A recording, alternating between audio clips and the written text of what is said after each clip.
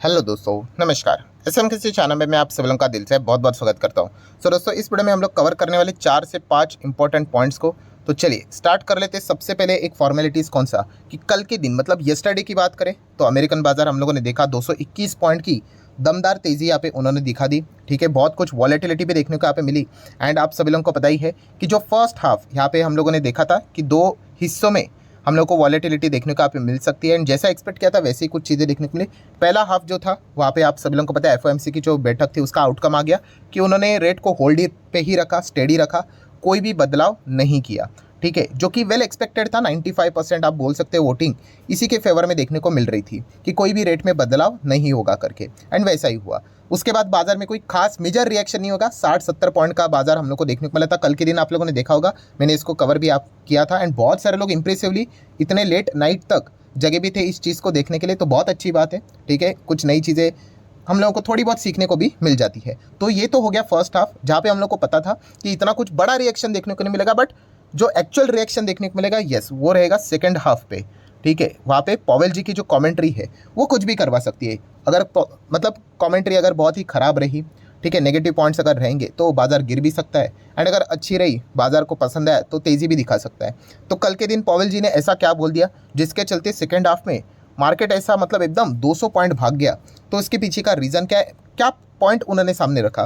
तो अगर मैं आपको एक लाइन में अगर बोल दूँ कि पॉवेल जी ने कल जितने भी कमेंट्री यहाँ पे दी, जो भी प्रेस कॉन्फ्रेंस में सवाल जवाब जो भी चीज़ें देखने को मिली, एक ही पॉइंट हम कह सकते हैं कि उन्होंने कुछ नेगेटिव नहीं बोला।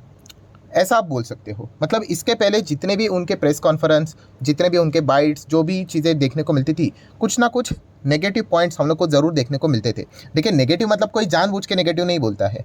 ठीक है, कि चलो बाजार कोई तोड़ दे, ये कर दे। उनका काम कोई बाजार को कंट्रोल करना नहीं होता है। उनका काम इन्फ्लेशन को एंड ग्रोथ को मेंटेन करना होता है। बट येस, कल के पॉलिसी की अगर हम लोग बात करें तो कोई फ्यूचरिस्टिक नेगेटिव फोरकास्टिंग उन्होंने नहीं की कि भविष्य में रेट बढ़ सकता है करके, ऐसी कोई पॉइंट्स उन्होंने बोला नहीं। हाँ, उन्होंने ये ज़रूर बोला कि डेटा के ऊपर फोकस रहेगा। अभी भी इन्फ्लेशन का जो टारगेट है 2%, उसके ऊपर ही इन्फ्लेशन है, जो कि वेल नोन है, हर किसी को यहाँ पे पता है। बट येस, कोई नेगेटिव टोन में ये चीज़ें हम लोग को ज़्यादा देखने को नहीं मिली। जैसे कि लास्ट टाइम उन्होंने हाल ही में ही बोला था कि नवंबर में हम लोग रेट को पॉज कर सकते हैं, बट वार्निंग भी दे दी साथ ही साथ कि रेट हाइक भी हो सकता है अगर इकोनॉमी में लगातार बूस्ट रहा तो ऐसे प्रकार की कमेंट्रीज रहेगी तो बाजार नेगेटिवली रिएक्ट करेगा ही करेगा। तो चलिए इतना तो हम कह सकते हैं कि कुछ नेगेटिव उन्होंने बोला नहीं। एंड जैसे नेगेटिव नहीं बोलते हैं, लगातार रेट स्टॉप्स हो जाते हैं, फिर वो डिस्कशन स्टार्ट हो जाता है कि रेट कट कब आएगा, रेट कट कब आएगा। तो अभी अनुमान अलग अलग लगाए जा रहे हैं कि अगला जो साल रहेगा उसके सेकेंड हाफ में हम लोग को रेट कट देखने को मिल सकता है करके। ये बोलने की बातें होती है, क्योंकि अगर आप थोड़ा सा पीछे चले जाओ तो इसके पहले भी हम लोगों ने इस प्रकार की चीज़ें देखी थी। क्या पता रेट कट इसी साल के आखिरी मीटिंग में देखने को मिल जाए। बट अभी हम लोग देख ही रहे हैं कि ऐसा तो फिलहाल कोई नज़ारा सामने तो नहीं आया है। सो ओवरऑल कंक्लूजन की अगर मैं बात करूँ तो कंक्लूजन क्या रहा सेकेंड हाफ में ज़बरदस्त तेज़ी का, कि पॉवेल जी ने कोई नेगेटिव कॉमेंट्री यहाँ पे ज़्यादा नहीं दी। यही बाजार के लिए एक पॉजिटिव पॉइंट रहा, ऐसा भी हम यहाँ पे कह सकते हैं। एंड उम्मीद के ऊपर ही दुनिया कायम है। एंड ज़्यादा लंबा चौड़ा रुकने की ज़रूरत भी नहीं है। मतलब व्हाट नेक्स्ट की अगर हम लोग बात करें तो दोस्तों, अभी ये जो नवंबर अभी स्टार्ट यहाँ पे हो चुका है, ठीक है, उसी के साथ साथ अभी उसके बाद हम लोग को दिसंबर में भी, मतलब ये साल खत्म होते होते एक और एफओएमसी की भी बैठक देखने को मिलने वाली है। तो वहाँ पे अभी हम कहेंगे ज़रूर जॉबलेस क्लेम का डेटा देखेंगे, इन्फ्लेशन का भी डेटा सामने आएगा, वो भी देखेंगे। अगर इस वक्त का इन्फ्लेशन का डेटा अच्छा आया तो बाजार कुछ ज़्यादा ही और एक्सपेक्टेशन लेकर आगे बढ़ सकता है कि माइट भी और रेट को यहाँ पे स्टॉप किया जा सकता है करके। तो ये सारा इफ बट का खेल होता है। ऐसा कोई कॉन्क्रीट रीज़न नहीं होता है कि पहले से हम लोग बोल के रखे करके वहाँ पे अगर युद्ध में अगर कोई नया चैप्टर अगर खुल गया, कोई तीसरी पार्टी अगर आ गई ईरान वीरान, तो पूरा मतलब जो अभी तक हम लोग बोल रहे हैं वो सब कुछ रिवर्स हो जाएगा। तो बाजार और दुनिया ऐसी ही चलती है दोस्तों। फ्यूचर किसी ने देखा नहीं, तो जो जो डेटा निकल कर आएगा उसी हिसाब से पॉवेल जी के भी हम कह सकते हैं डिसीजंस हम लोग को देखने को मिल जाएंगे। सो चलिए, ओवरऑल उन्होंने कोई ज़्यादा नेगेटिव कमेंट्री यहाँ पे नहीं दी, यही एक बाजार के लिए पॉजिटिव रहा है। ठीक है, तो ये एक पॉइंट हम लोग को देखने को यहाँ पे मिल चुका था।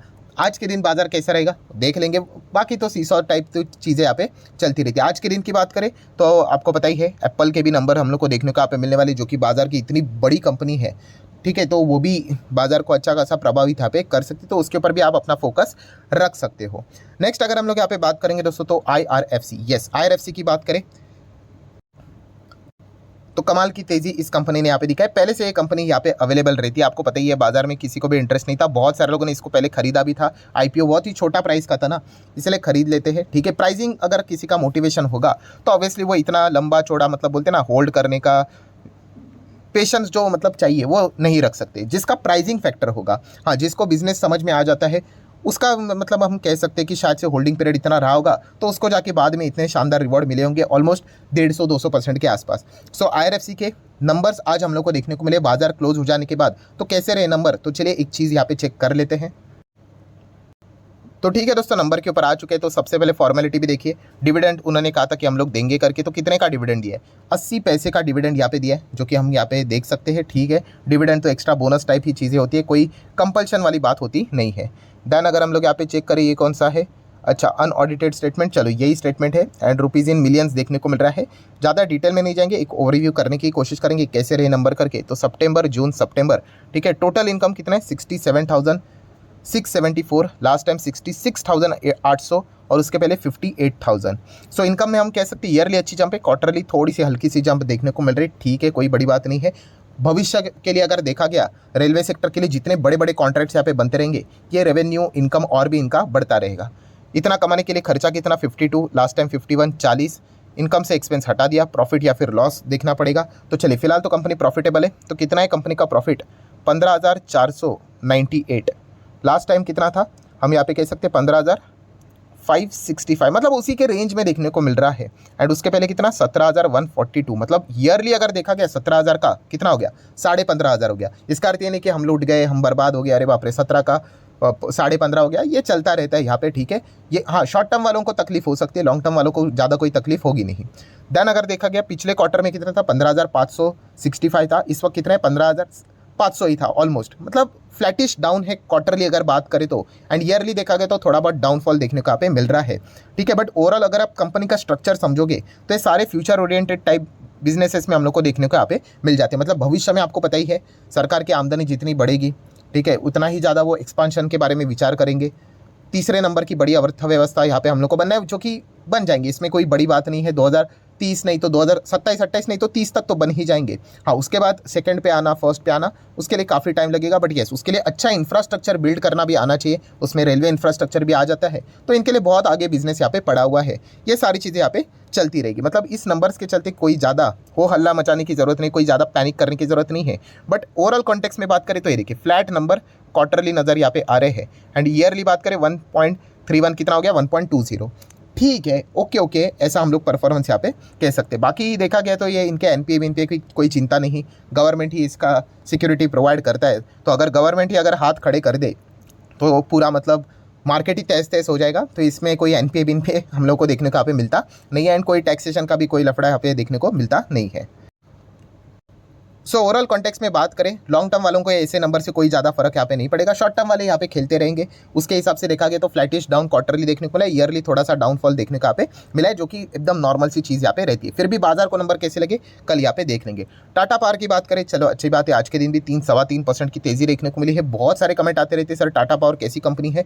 देखिए, कंपनी तो अच्छी है। अच्छी कंपनी का डेफिनेशन ये नहीं होता है कि 240 का कल 250 हो गया मतलब वो अच्छी कंपनी, 250 का गिर के 200 हो गया, अरे ये तो बुरी कंपनी। अरे ऐसा नहीं, शेयर मार्केट में है ना, तो सब कुछ यहाँ पे ऊपर नीचे चलता रहेगा। हमें लॉन्ग टर्म के बारे में अगर आप विचार कर रहे हो तो कंपनी का ओवरऑल स्ट्रक्चर, बिजनेस को समझो। बिजनेस एकदम तगड़ा बिजनेस है, ठीक है। लंबी पारी में देखा गया तो ये 200, 300, 400, 500 धीमे धीमे करके चलेगा, एक झटके में नहीं चलेगा। तो उस हिसाब से कंपनी कमाल की है। अगर आप सोलर इंडस्ट्रीज़, उसी के साथ साथ renewable sector, charging stations, clean energy, green energy, इस सेगमेंट के ऊपर अगर आपका स्टडी अच्छा है, अगर उसके ऊपर आपका भरोसा है, तो फिर आप टाटा पावर के बारे में विचार कर सकते हो। और जब ये आप डिटेल में स्टडी करते हो तो आपको पता चलता है कि भाई इसके लिए, ये सारी चीज़ों को अडॉप्ट करने के लिए मार्केट को टाइम लगेगा, हम सभी लोगों को टाइम लगेगा।